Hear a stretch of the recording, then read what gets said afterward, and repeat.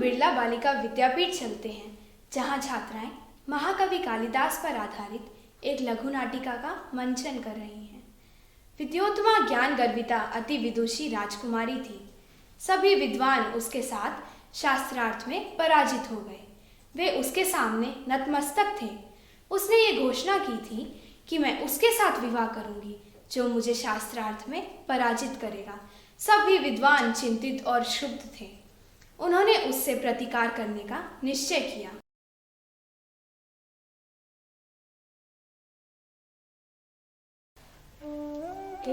तू अनुचित आम् आम् वो पश्य पश्य एष तु महामूर्खः अस्ति।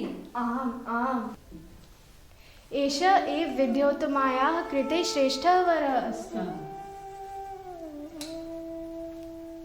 रास्ते में उन्होंने एक ऐसे मूर्ख युवक को देखा जो वृक्ष की उसी टहनी को काट रहा था जिस पर वह बैठा हुआ था। पंडितों ने उसे ही विद्योत्तमा के लिए सर्वोत्तम वर समझा और उसे चुप रहने का निर्देश देकर स्वयंवर में ले गए। पंडितों ने विद्योत्तमा से कहा कि ये हमारे गुरुजी हैं और इस समय मौनावलंबी हैं। आप सांकेतिक रूप से प्रश्न कीजिए। शास्त्रार्थ प्रारंभ हुआ। विद्योत्तमा ने एक अंगुली दिखाई।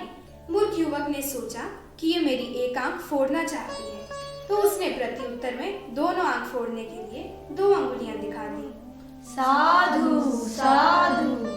विद्वानों ने उसके इस संकेत की बड़ी ही चतुराई से व्याख्या कर दी। विद्योत्तमा ने दूसरे प्रश्न के रूप में 5 अंगुलियां दिखाई। युवक ने मुट्ठी बांधकर उत्तर दिया, साधु साधु। विद्वानों ने इस प्रश्न की भी बड़ी चतुराई से व्याख्या कर दी। परिणाम स्वरूप विद्योत्तमा शर्त के अनुसार परिणय सूत्र में बंध गई। एक दिन युवक के मुंह से ऊंट का अशुद्ध उच्चारण सुनकर विद्योत्तमा ने उसे घर से बाहर निकाल दिया। उठ उठ, एषा तु महामूर्खः अस्ति। पत्नी से अपमानित होकर वह युवक काली माँ के मंदिर में जाकर विद्या प्राप्ति के लिए आराधना करने लगा। माँ काली उसकी तपस्या से प्रसन्न होकर उसके समक्ष प्रकट हो गई और उससे वरदान मांगने के लिए कहा। वरदान प्राप्ति के पश्चात कालिदास घर लौटे और कहा,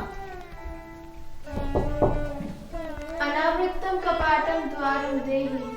पत्नी ने उत्तर में कहा, अस्ति कश्चित् वाग् विशेषः।